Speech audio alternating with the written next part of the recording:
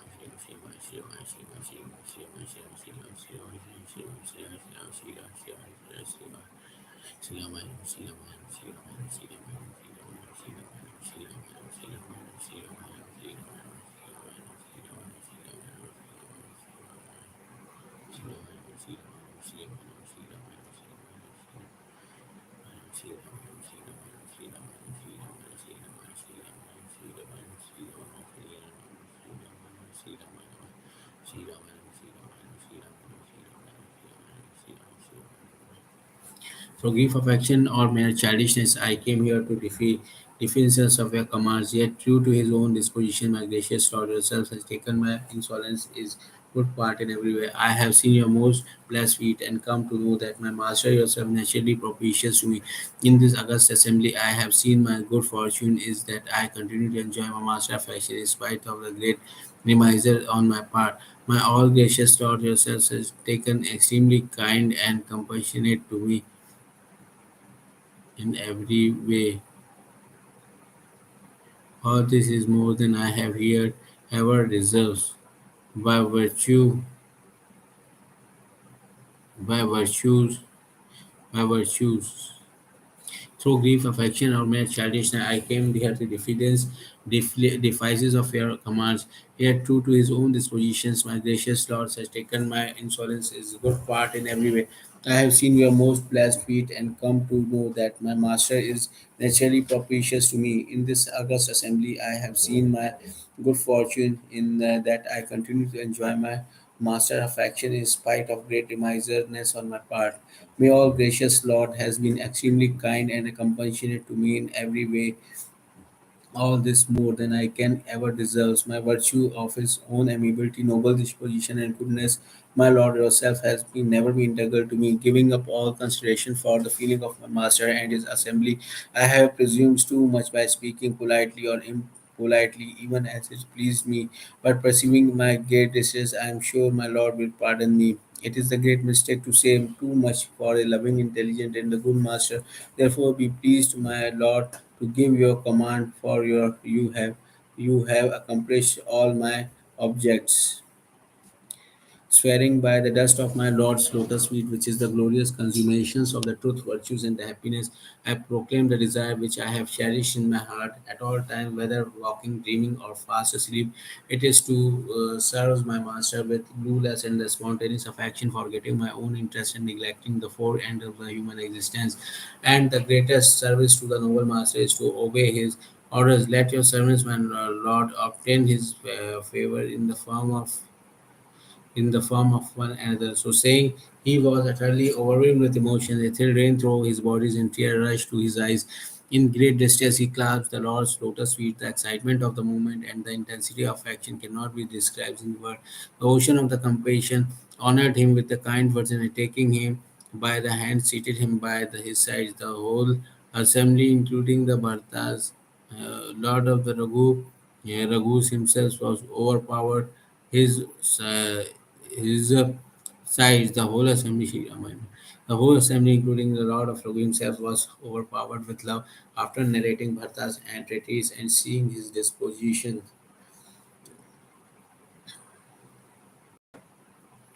Entreaty. Lord who then the congregations, the holy men, the Sheikh Vashishta, and the Lord of Mithila all were faint with love and admired in their heart the surpassing glory of the Bharta's brotherly affection and devotion. The god acclaimed Bharta and rained down flowers on him, as though with a doleful heart. Hearing of this, says Tulsidas, everyone was distressed and uncomfortable. Even his lotus get frightened at the approach of the night, seeing every man and woman both of Ayodhya and Mithila afflicted and downcast. Indra, who was most malicious as heart, sought his own happiness by killing those that were already dead. Through king of the god, Indra is the most specific of the deceitfulness in the villainy. He loves others' loss and his own gain. The way of the Indra.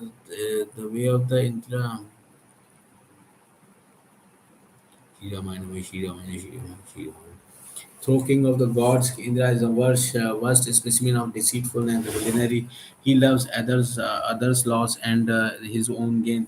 The way of the Indra, the slayer of the Raman Patakas, are like those of the crows, crafty, malicious, and trusting none. Having conceived an evil designs in the first instance, he wove a net of the wires and made everyone a victim of the enemy by throwing the net on the head of the each. He then infatuated by all by exerting the deluding potency of the god, that they could not be wholly deprived of the affection they bore for the Sri Rama. Overcome as they all were by the fear and envy, they were all distracted. Now they conceived a liking for the wood, and a very next moment they loved to be at their home. The people were afflicted by his vacillating attitude of his minds, even as the water at the mouth of the river is tossed on both sides. Waving in mind, they did not derive solace anywhere, nor did they disclose their heart to one another. Observing this, the all compassionate Lord smiled within himself and said, the Canis race, Indra's reckless youth are like in nature. Wearing Bharata's king, Jankas, and the host of the Sikhs, the ministers and the enlightened saints, enlightened saint. Being Bharata's king, Janka, the host of the Sikhs, the ministers and the enlightened saints, the deluding potency of the God prevailed on all according to the susceptibility of each. Susceptibility means the state of fact being likely or liable to influence or harmed by the particular thing. Lack of exercise increase susceptibility of disease. Lack of exercise increase susceptibility of disease. played by the Indra, the Lord of Celestial Assembly, the King Janka, the Preceptor, the King Vidishishta, the other Brahmins and the Rishas all had their wits hampered by Bharata's devotion to Sri Rama. A figure drawn in the painting, they regarded Sri Rama and uttered with diffidence words which they had been taught to repeat as it were. Bharata's affection, courtesy, modesty, and nobility were delightful to hear, but difficult to describe. Seeing a minute per particle of his devotion, the host of sages and the king of Mithila were absorbed in love. How then can I? Tulsidas speaks of his glory. It is devotion and noble sentiments that have inspired sublime thoughts in the poet's mind. It came to know of its own poverty and the magnitude of Bharata's glory. It shrank into itself out of respect of the barriers imposed by the race of the bards. Though greatly enamoured of its virtue, in the unable to describe, then the poet's wit find itself as a helpless as an infant's speech. Bharata's untarnished glory is like the moon without its spots, while the poet's brilliant wit is like a young of the chakora birds that remains gazing with unwinking eyes when it sees the moon rising in the heavens of the glueless devotee heart. Bharata's noble sentiments cannot be easily grasped even by the Vedas. Pardon, therefore, O poets, the frivolity of my poor wits by discussing Bharata's genuine love. Who will not get devoted to the feet of the Sita and Sri Rama? Is there anyone so vile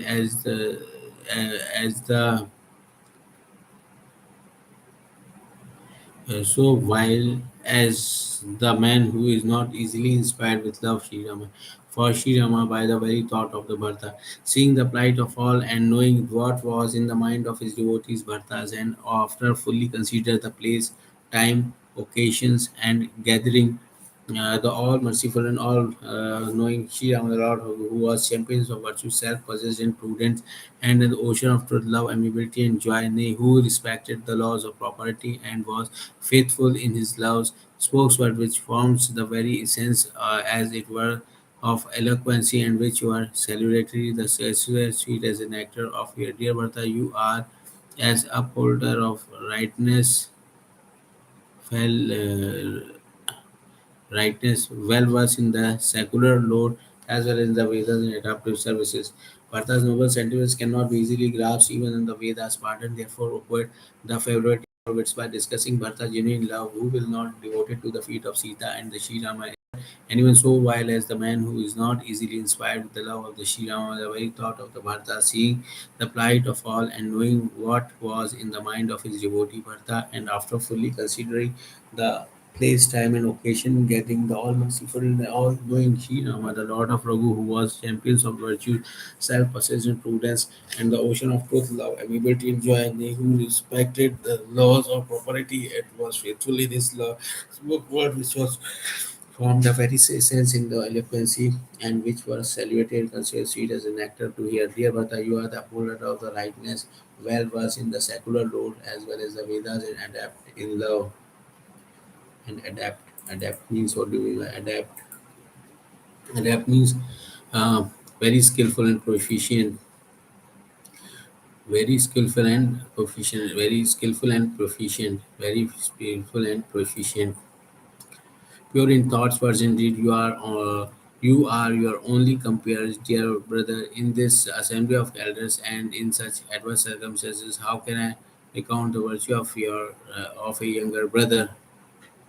You are conversant, dear brothers, with the traditions of the solar race and know how truthful and how fond of him our father was. You are also live to the gravity of the occasions, the circumstances in which we are placed, and in the consideration we should have for the feeling of our elders, and further know the minds of your friends, foes, and the nature. You are also aware of everyone duty as well as what is best for you and me and what we should do. I have entire confidence in you, yet I say something. You are the conversant, dear brother, with the traditions of the solar race and know how truthful and how fond of him our father was. You are also alive in the gravity of the occasions, the circumstances in which we are placed, and the consideration we should have the for the feeling of our elders and furthers knows the mind of your friends, foes, and the neutrals. You are also aware of the everyone's duty as well as what is best for you and me, and what we should do. I have entire confidence in you. Yet I say something appropriate to the occasion. In the absence of our fathers, dear brothers, all our interests have been conserved by the goodwill of our preceptors' family. Otherwise, our subjects, our kinsmen, our own people, and ourselves all would have been undone. If the sun, the Lord of the days, sat before time, tell me who in this world will not be subjected to hardship. A similar calamity was visited upon us by the providence, but the same Vashishta and the Lord of Indra saved everything, not only the affairs of the state, but our honor and the fair name, our virtue, land, riches, and the houses. Everything will be protected by Guru's glory, and all and Guru's glory, and all will be well in the end. Sri Ramanama, at home as well as in the words our perceptor goodwill alone will protect both you and me as well as those who about us. Obedience is to our fathers and mother. Perceptor master is the prop of all virtue. Even as Shesha, the Lord of Serpents, supports the globe on his head. Therefore, obey their commands yourselves and help me to do the same and be the savior of the solar race, dear brother. This is the one discipline that bestow all success upon the striver, and like the triple stream of the Ganga, Yamuna, and Saraswati, the Prayaga combines fame, salvation, and prosperity. Fame, salvation, and prosperity. Considering salvation and considering this, and even though enduring great hardship, make your subject and your own people happy. My woe has been shared by all. By you, by your lot, will be the hardest for the whole terms of my exile. I know you are you to be the tender-hearted, yet I am speaking a repugnant word for you. But the time also out to join that this will not be unjustifiable on my part. In hard time, good brothers alone stand one in good stands. It is by one's arm alone that one perish the stroke, even a thunderbolt. Sri Ramayana. Servant should be like the hands, feet, and the eyes, while the master should be like mouth. Hearing of this way of the love between a master and a servant, good poets offer their tribute to the same. Hearing the speech of the Sri Rama, chief of the Raghu, which was imbued as it were with the nectar churns of the ocean of the love, the whole assembly was lost in the trance of the affection. Even Goddess Sharda was struck dumb at their sight. Bharata derived supreme consolation now that his master was propitious to him, woes and the evils turns away from him. He now wore a cheerful countenance, and he now wore a cheerful countenance. The heaviness of his heart was gone. It seemed as the dumb man had been favored by the goddess of speech. He then made loving obeisance and spoke with the lotus palm joined together. My lord, I have derived the joy of the having accompanied you and have also obtained the reward of being born into this world. Now, my gracious Lord, whatever be your command, I will bow to it and carry it out with reverence. Pray vouchsafe to me good serve tangible support by serving which I may be enabled to reach the end of the term of your exile. In obedience of our preceptors' commands, my Lord, I have brought for your coronation water from all holy places. What are your order respecting the same? I have one great longing at my heart, but due to the fear and diffidence, I am unable to mention it.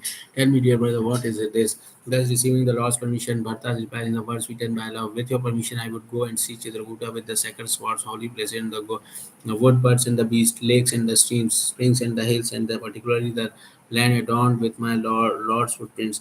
Certainly do as the Sigatri bids you do, dear brothers, and wander without fear through the woods. It is the sage blessings, brothers, which makes the forest so auspicious, holy, and the exquisite beauty full. He deposited the water from the holy place, whereas the chief of the Sikhs, Atri, directs you. On hearing the reply of his Lord, Partha rejoiced and cheerfully went and poured his head at the lotus feet of the Sikh, Atri. The selfish god, when they heard of a conversation between Bharata and Sri Rama, which was source of all felicities, applauded the race of the Raghu and rained down flowers from the trees of the paradise. Praise to Sri Rama. Praise to the Bharata's glory to our Lord Sri Rama, exclaimed the gods with great executions. The sake Vashishta, the Lord of Mithila, and the everyone, as in this assembly, rejoiced to hear Bharata's words, filling all over with joy. King Videha has extolled the host of virtues and affection. Both Bharata and Sri Rama, the ministers, and all other present in the assemblies were all with the love. Yeah, all with the love dispositions both in the master and the servants, their fidelity and the love, the purest of the pure. In both camps, the mixed feeling of joy and sorrow throbbed in the heart of all as they continued to hear the conversation between Sri Rama and the Bharata, realizing joy and sorrow alike. Sri Rama's mother comforted his mother's her co-wives by recounting Sri Rama's virtues. Some would glorify the hero of the rogue race, while others praised Bharata's goodness. Uh, then said Atri to Bharata, "There's a beautiful well adjoining the hills. The water from the sacred place, which is so holy, sweet as nectar, and incomparable, may be deposited in it."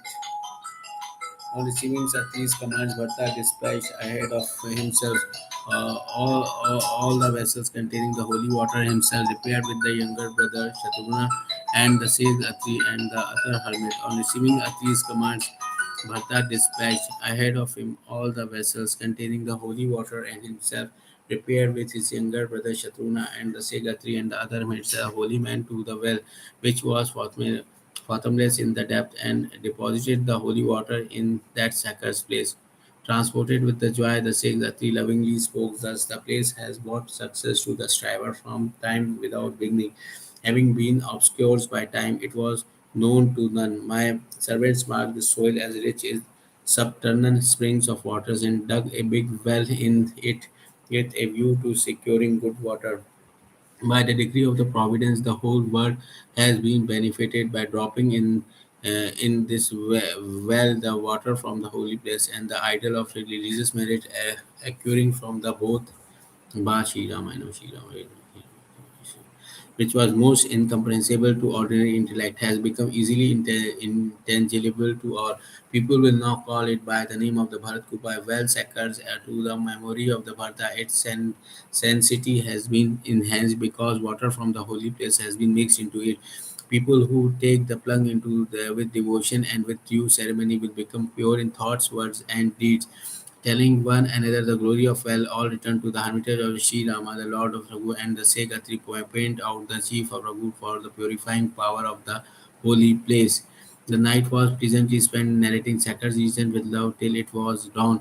Having finished their deity morning duties and receiving the permission, Sri Rama, Atri, and the preceptor, the Sek Vashila, two brothers Bharta and the Shatrugna, put on foot to roam about in the forest associated with the name of Sri Rama, accompanied by their followers, all in simple attire, feeling inwardly uncomfortable at the thought that the two brothers walked without shoes on their tender feet. Earth smoothened her surface and hit into her body. All this agreeable, harsh, and unsightly things such as the spiky blade of the kosha grass, thorn stones, and the crevice. In this way, earth made the path delightful and smooth, while a refreshing breeze breathed cool, soft, and fragrant. The god rained down flowers, the clouds afforded shades, the trees blossoms and bore fruits, the grass made the earth's surface soft, the deer cast their charming glances, while the birds whispered their sweet notes. In this way, all offered their services to the two princes, whom they knew to be the Sri Rama's beloved brother, and all supernatural power become easily attainable to the ordinary individual who utters the name of Rama even while yawning. This is no great honor to the Bharata, who was dear to the Rama as his own life. In this way, Bharata roams about in the forest. Even hermits felt abashed to see his devotion and austerity. The sacred splendor and the track of the land, the birds and the bees, the trees and the grass, the hills, woods, and the orchards were charming, wonderful, and pre-eliminated holy. Seeing them all so divine, Bharata asked questions about them, and in reply to them, the great six Atri told him with a glad heart in the origin, name, attributes, and purifying virtues of each. Taking a dip at one's place, they made obeisance at others. Here they beheld sights that were ravishing to the souls, while there they sat down with a permission of the sage and thought of Sita and the two brothers Sri Rama and Lakshmana. Seeing Bharata's good disposition, affection, and the loyal service, the servant gods gladly gave him their blessings. The third watch of the day would be half spent when the two brothers returned to their camp and gazed upon the lotus feet of their Lord. Bharata visited all the sacred spots in the 5 days. The last day was spent in the discussing the shining glory of Shiva, Bhagwan Vishnu, and Hara Lord Shiva till it was dusk. On the morrow, after bathing, the whole assembly met again. Bharata, the Brahmins, and the king of the Trikuta Mithila, through knowing at the heart that the day was auspicious for undertaking a return journey of Ayodhya. The tender-hearted Sri Rama hesitated to say so. Sri Rama looked at his preceptor, the sage Vashishta, King Jankas, and the assembly, but the very next moment he felt nervous and turned his eyes to the ground. Praising her regard to other feelings, the whole assembly thought that the nowhere could one find a master so considerate as Sri Rama Bharata, who was clever enough to perceive Sri Rama's wish, lovingly rose, imposing great restraint upon himself, while protest on the ground. Then, joining his palm, he lovingly said, "My lord, you have granted me all my desires. For my sake, everybody has suffered a good deal of trouble, and you too have been put too much inconvenience. Now, my lord, give me your permission to leave so that I may go back to Ayodhya and remain there till your return. Admonish me, O gracious Lord of Kaushala, and tell me some means by practicing which for the remaining exile your servant myself may be enabled to enabled to behave, feel of his merciful master again. Your citizens, your kinsmen, and your other subjects to my Lord are all hallowed and steeped in joy because of the love they bear for your all cities. Your citizens, your kinsmen, and your other subjects to my Lord are all hallowed and steeped in joy because of the love they bear for you and the relationship they have with you. It is better to be tormented by the agonies of the birth.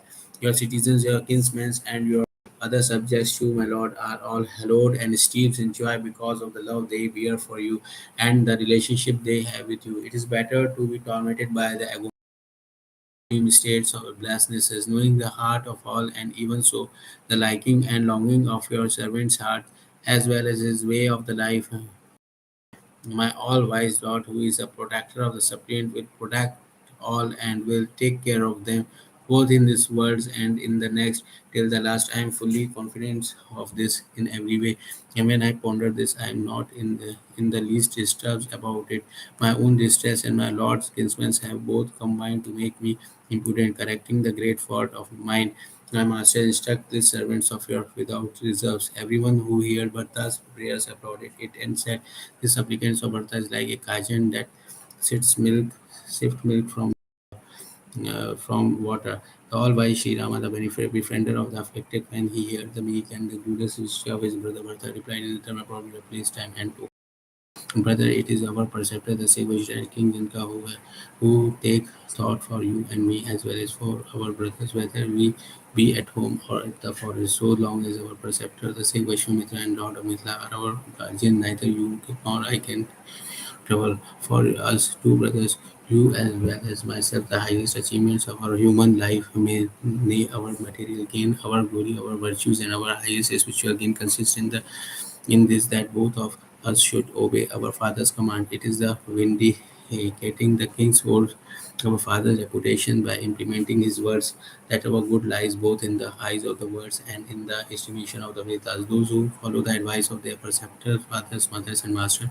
never stumble, even if they trend to the wrong path. Pondering thus and the putting away all anxiety, go and rule over Ayodhya till the appointed period.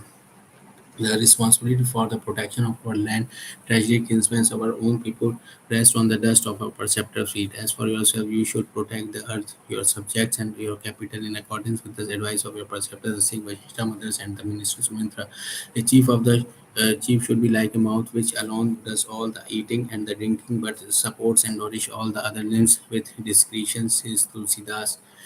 The essence of the king's duty is only this much, which lies hidden in the Shastra, even as a desire is cherished in the heart before it is as expressed. The Lord comforted his brothers Bharata in many ways, but without some prop his mind found no consolations of rest. His regards for Bharata on the one hand and the presence of elders and ministers on the other overwhelmed the Lord of Raghu with a mixed feeling of embarrassment and affection. The Lord at last spoke a mention of him and gave him his wooden sandals, which Bharata reverently placed on his head. The sandals of the all-merciful Lord were like two watchmen entrusted with the duty of the guardian of the people life, or they might be compared for the pair of casket of the ancient, the jewel of the Bharata's love, or to the two syllables constituting the words Rama intended for the spiritual practice for the human soul, or they might be likened to a pair of the doors to guard the race of the Raghu, or the pair of hands to assist in the performance of good deeds, or again to a pair of eyes to show the noble path of the service. Bharata was highly pleased to get this proper. He felt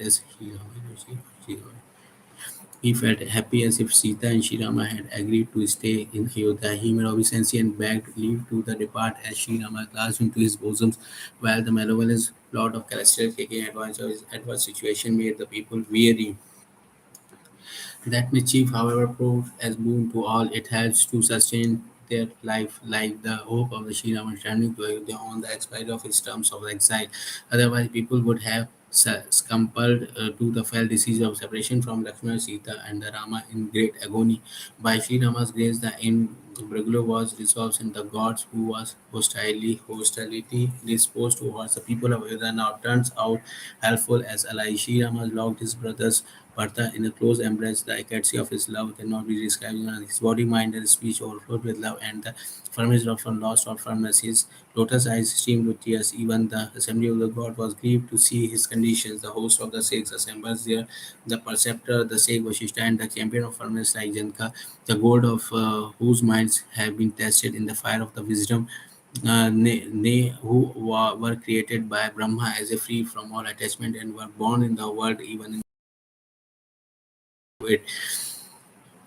Even they were overwhelmed in mind, body, and speech, and lost all reasons and disposition when they saw incomparable and boundless affection of Sri Rama, the chief of Raghu and Bharata. The affection of Sri Rama and Bharata, which befell the wits of the king Janka and the preceptor Vashishta, it would be great blunder to call it mundane. People accounts a poet hearted if they heard him describing the parting of Sri Rama, the chief of the Raghu and Bharata. The rapture of their delicacy was past all telling. Thinking of the love that manifested itself on the occasion, even eloquence shrunk into itself. Sri Rama, the chief of Raghu's embraced Bharata and consoled him, and then he gladly clasped Shatrugna to his bosom. Reading Bharata's mind, his servants and the ministers all laughed and said about their respective lives. The people in the both the camps were so distressed to learn that they begin to prepare the return journey. The two brothers Bharata and Shatrugna adored the lotus feet of their Lord, and bowing the orders of Sri Rama, they Sri Rama set out their journey. They supplicated the saints, ascetics, and servant gods and honored them again and again. Sri Rama. Bharata has embraced Lakshmana by Sri Rama. Sri Rama, Sri Rama, Sri Rama, Sri Rama, Sri Rama, Sri Rama, Sri Rama, Sri Rama, Sri Rama,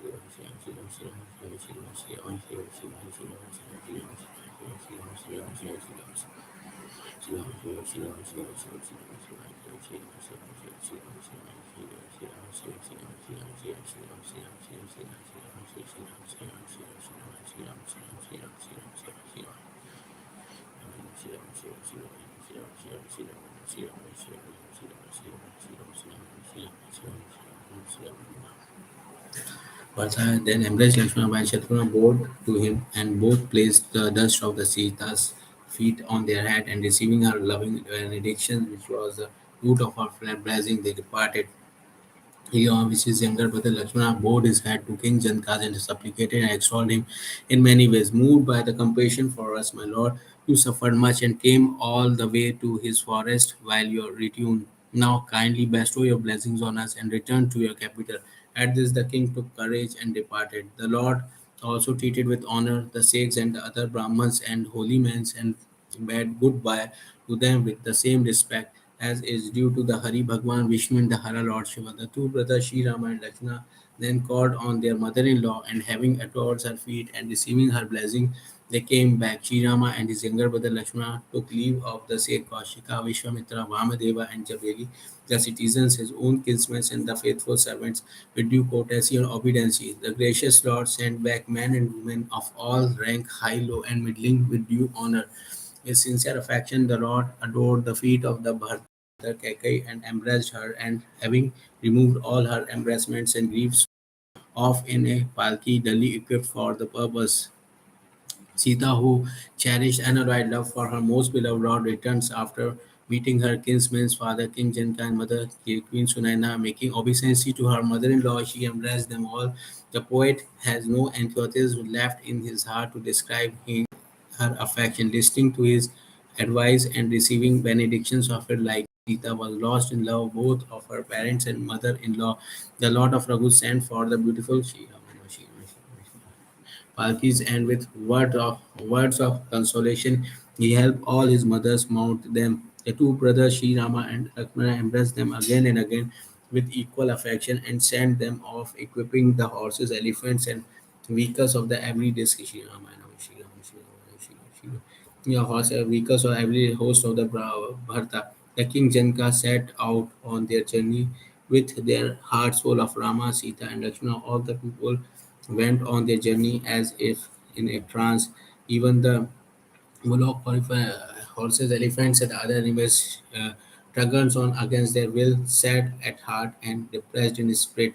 Adoring the feet of the Guru, the Sheikh Vashishta, and the Guru's wife Arundhati, the Lord, as well as Sita and Lakshmana, returns with the mixed feeling of joy and sorrow to their hut of leaves. The Nishada chief was courteously sent away and departed, leaving the Lord was a great wrench to him. Pressed to return the Kolas, Kirtas, Vilas, and the other foresters returns after going again and again. The Lords and Sita and Rama sat down in the shade of the banyan tree and grieved over their separation from the near and dear ones. He describes to his beloved spouse Sita and younger brother Lakshmana the affection, noble disposition, polite speech of Bharata. Overpowered by love, Sri Rama extolled with his own blessed lips Bharata, faith and affection in thoughts, words, and deed. At the times of the bird, beast, and the fish in water, they all the animate and inanimate creature of Chitrula felt disconsolate. The god, when they saw the condition of Sri Rama, the chief rained down flowers and told him what had been going on their home. Uh, the Lord's made obeisance, told him what had been going on in their home. The Lord made obeisance and assured them they returns glad of heart without the least fear of in their mind. His Sita and his younger brother Lakshmana, the Lord shone forth in his hut of the leaves. It seemed as if bhakti, devotion, vairagya, dissipation, and jnana wisdom appears in the shining form. The Sikhs and the other Brahmins, the Gurus, the Sheikh Vashishta Bharta, and King Janka, the whole host was mentally disturbed on account of their parting with Sri Rama. Revolving in their mind the numerous virtues of the Lord, all wandered their ways in the silence, crossing the Yamuna. Everyone reached the other bank. The day passed without any food. The next halt was made on the other bank of the Ganga, that Strangvankura, where the Sri Ramastra and Goha made all arrangements for their comfort, swearing over the Sai. They bathed in the Gomti and reached Ayodhya on the fourth day. King Janka stayed in the capital for 4 days, looking after the state administration as well as all the state property and trusting the Shinama, the reins of the government to the minister. The Guru, the Sheikh Vashishta and Bharta, he fled for the Trikuta, this capital, after making all necessary preparations, following the preparation. Preceptors advised the men and the women of the city um, and seconds themselves in Sri Rama's capital, Ayodhya. All the people practicing religious austerities and fasting in order to able to see Rama again, discarding all personal adornments and the sensual pleasures. They kept their lives in the hope of expiry of the exile. Martha instructed the ministers and trusted servants who set about their respective duties as directed. Then, calling his younger brother Shatrugna, he admonished him and entrusted him with the service of all their mothers. Summoning the Brahmins, he made obeisance and joining his palms, prayed to them with due courtesy befitting their age. Pray, charge me with any duty, high or low, good or indifferent, and hesitate not. He also sent for his kinsmen, citizens, and other people, and setting their minds at rest, established them peacefully. Accompanied by his younger brother Shatrugna, he then called on his preceptor and protesting himself before him, submitted with joined palm. With your permission, I will now live a life of peace, thrilling over with love. The sage replied, whatever you think, speak, or do will be the essence of piety in this world. Hearing this advice and receiving the great blessings from the preceptor, Bharta called astrologers and fixing an auspicious day, and our happily installed on the throne of Ayodhya the wooden sandal of the Lord. Bowing his head at the feet of the Sri Ramas with Kaushalya and his preceptor Sek Vashishta, and receiving the permission of the Lord Sandals, Bharta, a staunch upholder of rightness, erected a hut of leaves at Nandigram and took up his abode there. Wearing a tuft of a matted lock on his head and the clad of the hermit's robes, he dug the earth low and spread thereon a litter of kosha grass in food, dress, the utensils, sacred observances, and austerities. He devoutly practices the rigid vow of the hermits and professedly discarded in thoughts, words, indeed, all adornments of body, wearing apparels and many pleasures of the sense. The sovereignty of Ayodhya was the envy even of Indra, the lord of Celestial, while the very report of the riches possessed by Dashatha put to shame even Kubera, the god of riches. Yet in the city Bharta dwelt in the indifference as a bee in the garden of Champaka flowers. The blessed soul who was devoted to Sri Rama renounced like vomit the splendor of Lakshmi, wealth and enjoyment of the world. Sri Rama Namah. As for Bharata, he was beloved of the Sri Rama and did not owe his greatness to to this achievement. The Chatka birds is praised for its constancy and the swan for its power of discrimination, sifting milk from water. His body grew thinner day by day. His fat was reduced, yet his strength, Sri Ramayana, body and the charm of his face remained the same. The flame of his love for the Sri Rama was ever bright and strong. His partiality for virtue steadily grew, and his mind was not at all sad. Even as with the advent of Atmal, the water of lake and the river etc. decreases, but the rattan plants thrives and the lotus blossoms. Control of mind and the sense, self-restraint, religious observance, and fasting shone like so many stars in the cloudless sky of Bharta's heart. His faith stood as a pole stars. The prospect of the Sri Rama's returns on the expiry of his term of exile represented the full moon night, while the thought of his lord's glistens like the Milky Way, and his affection for Sri Rama was like a fixed and a spotless moon that ever shone clever amidst a galaxy of stars. All great poets hesitate to portray the mode of the living, the creed, the doing, the devotion, the dissipation, the stainless virtue, and the splendor of Bharata. They bewail the wits of even Shesha, the thousand-headed lord of serpent, Ganesha, the lord of wisdom, and Saraswati, the goddess of speech. He daily worshipped the Lord's sandals with a heart overflowing with affection and constantly referred to them in the disposal of the many affairs of the state. His body thrilling all over with emotion and heart full of Sita and Sri Rama. His tongue repeated Sri Rama's name and tears flowed from his eyes. Lakshmana, Sri Rama, and Sita dwelt in the forest while Bharata mortified his flesh through austerity, penance, even through living at home. After considering both sides, everyone said the Bharata was praiseworthy in every way. Holy men felt abashed to hear of his religious vows and observance, and the sight of his condition put the greatest of the sake of shame. The most sanctifying story of Bharata's doing is delightful and charming and the fountain of joy and blessing. It derives away the terrible sin and affection of the Kali age. It is veritable sons to disperse the night of great delusion which has thrown us into the world and is a lion, the king of beasts, for crushing the herd of elephants in the shape of sins and allies all kind of suffering. It delights the devotees, relieves the burden of transmigration, and is the essence of moon of the devotion of the Sri Rama. If Bharata, who brimmed over with the nectar of devotion to Sita and Sri Rama, had not been born, who would have practiced the difficult vow of self-abnegation and austerity and control of mind and sense that transcends the imagination even of sakes?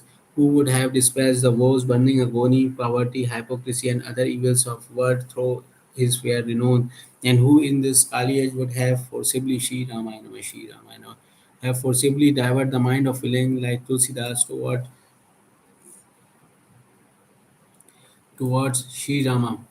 Whomsoever reverently hears, says Tulsidas, the story of Bharata with strict regularity shall assuredly acquire devotion to the feet of Sita and Rama and distaste for the pleasure of life. Pause 21 for the 30 days recitation. Shri Ramayana, Shri Ramayana, Shri Ramayana, Shri Ramayana, Shri Ramayana, Shri Ramayana, Shri Ramayana, Shri Ramayana, Shri Ramayana, Shri Ramayana, Shri Ramayana, Shri Ramayana, Shri Ramayana, Shri Ramayana, Shri Ramayana.